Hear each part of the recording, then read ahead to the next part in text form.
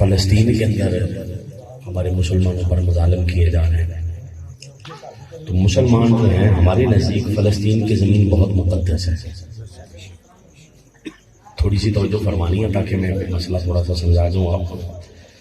فلسطین کی زمین ہمارے لیے اس لیے مقدس ہے کہ ہم کہتے ہیں کہ وہاں پر اللہ کے نبی آئے تھے اور نبیوں کے وارث وہ ہیں جو مصطفیٰ کی امت ہیں، نمبر 1 پہ۔ نمبر 2 پہ حضرت سیدنا ابراہیم علیہ نبی جینا علیہ الصلوۃ والسلام جو ہمارے آقا کے دادا تھے، جد امجد تھے، ان کا مسکن اور ان کی ہجرت گاہ بھی فلسطین ہے، اس لیے بھی ہمارے لیے فلسطین بڑا ہے۔ اسی طریقے سے حضرت داؤد علیہ السلام ان کی سکونت بھی یا رہائش بھی فلسطین میں تھی۔ اسی طریقے سے حضرت سلیمان علیہ السلام نے جو پوری دنیا پر حکومت کی تھی وہ بھی فلسطین میں بیٹھ کر کی تھی، فلسطین میں بیٹھ کر کی تھی۔ وہ چیوٹی کا بڑا مشہور واقعہ کہ حضرت سلیمان علیہ السلام نے 3 میل دور سے چیوٹی کی آواز کو سنا تھا، اور چیوٹی کی آواز سن کر حضرت سلیمان علیہ السلام مسکرائے تھے۔ وہ واقعہ بھی فلسطین کے اندر ہی پیش آیا۔ اسی طریقے سے حضرت زکریہ علیہ السلام کا محراب جس کا ذکر قرآن میں ہے وہ بھی فلسطین کے اندر تھا۔ حضرت موسیٰ علیہ السلام نے اس ملک کے بارے فرمایا تھا کہ مقدس زمین میں داخل ہو جاؤ، وہ مقدس زمین بھی فلسطین تھی۔ اسی طرح حضرت سیدہ مریم رضی اللہ تعالی عنہا السلام اللہ علیہا، آپ کے ہاں جب حضرت عیسیٰ علیہ السلام کی ولادت ہوئی تھی وہ جگہ بھی فلسطین تھی۔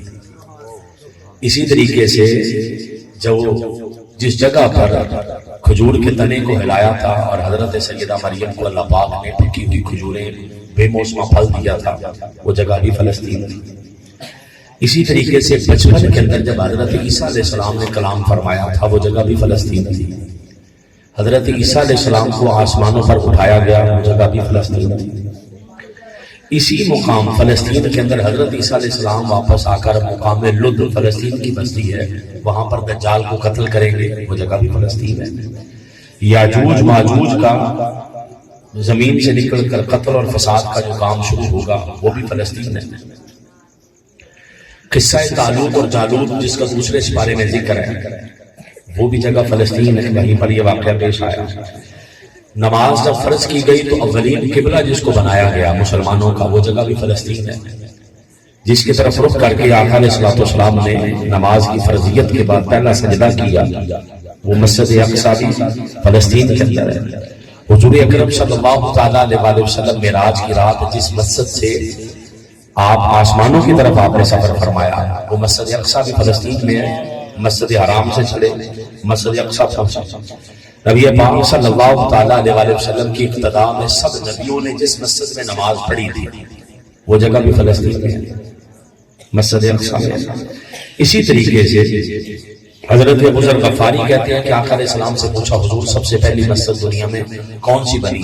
تو آقا نے فرمایا سب سے پہلے خدا کا گھر کعبہ بنایا گیا تھا، اس کے بعد دوسری مسجد کون سی بنی گئی؟ تو فرمایا وہ مسجد اقصی تھی جو فلسطین میں ہے۔ دونوں کے درمیان 40 سال کا فاصلہ تھا، یہ حدیث میں موجود ہے۔ آقا علیہ السلام کے وصال کے بعد جو لشکر جنگ لڑنے کے لیے گیا تھا اور حضرت سیدنا ابوبکر صدیق رضی اللہ تعالیٰ عنہ نے بھیجا تھا وہ بھی جس جگہ کی طرف گیا تھا وہ فلسطین ہے۔ اسلام کے سنہری دور حضرت فاروق اعظم رضی اللہ تعالیٰ عنہ کا زمانہ بہت ساری فتوحات کو چھوڑ کر جس جنگ میں شرکت کرنے کے لیے خود حضرت عمر بن خطاب گئے وہ علاقہ بھی فلسطین کا تھا، اور سب سے پہلے جس نے اس علاقے کو فتح کیا وہ بھی خلیفہ ثانی حضرت سیدنا عمر بن خطاب تھے۔ اور تھوڑی توجہ اور فرمائیں، پھر دوسری بار بھی آئی نہیں، دوسری بار پھر بھی آئی نہیں۔ 27 رجب کو 583 ہجری کے اندر حضرت سلطان صلاح الدین ایوبی نے مسجد اقصی کو پھر فتح کر کے بتایا کہ فلسطین مسلمانوں کا ہی حق ہے اور مسلمان ہی اس کے وارث ہیں۔ اور پھر اس کے بعد 5000 لوگوں نے اپنی جانوں کا نذرانہ صحابہ کے زمانے میں پیش کیا فلسطین کو فتح کرنے کے لیے، مسجد اقصی کو فتح کرنے کے لیے۔ قرآن میں اس علاقے کی قسمیں اٹھائی گئی ہیں، والتین والزیتون وطور سینین الی آخر۔ 26 نمبر جو میں نے مسئلہ بتانا ہے، 26 پوائنٹ بتائیں گے آپ کو. 26واں پوائنٹ یہ ہے اور آخری ہے، چونکہ 26 رمضان المبارک میرے مرشد کریم کا ولادت کا دن ہے، تو میں 26ویں پوائنٹ پر اینڈ کر رہا ہوں اپنی بات کا، اور موضوع بدل لوں گا کہ قرآن کی آیت ہے وَلَقَدْ كَتَبْنَا فِي الزَّبُورِ مِن بَعْدِ الذِّكْرِ أَنَّ الْأَرْضَ يَرِثُهَا عِبَادِيَ الصَّالِحُونَ، کہ ہم نے زبور میں لکھ دیا تھا کہ زمین کے وارث اللہ کے بندے بنیں گے. وہ جس زمین کے وارث اللہ نے اپنے بندوں کو بنایا تھا وہ بھی فلسطین ہے. اس لیے امت مسلمان کے دل رنجور ہو جاتے ہیں کہ جب فلسطین کی طرف کوئی یہودی آنکھ میلی کر کے دیکھتا ہے. ہمارا دل کرتا ہم اس کی آنکھ بھی کاٹ دیں، اس کا ہاتھ بھی کاٹ دیں، اس کی زبان بھی کاٹ دیں، ہم اس کا کلیجہ پھاڑ کے رکھ دیں کہ جو فلسطین کی طرف غلط نظر سے دیکھ رہا ہے. اور جو ممالک بالخصوص ترکی ہے یا دیگر مسلم ممالک ہیں جو فلسطین کی مدد کے لیے اعلان کھڑے ہیں، وہ تو قابل ستائش ہیں، اللہ ان کو سلامت رکھے. اور جن ممالک نے ہوش کے ناخن نہیں لیے، بھنگ پی کے سو رہے ہیں، انہیں غیرت اور حیا کا جو ہے وہ پہلو اپنے منصر اپنے دماغ کے اندر اجاگر کرنا چاہیے کہ آقا علیہ السلام نے جس قبلے کی طرف منہ کر کے نماز ایک دن بھی پڑھی ہے، ہمارے لیے وہ قبلہ ہمارے سر کا تاج ہے.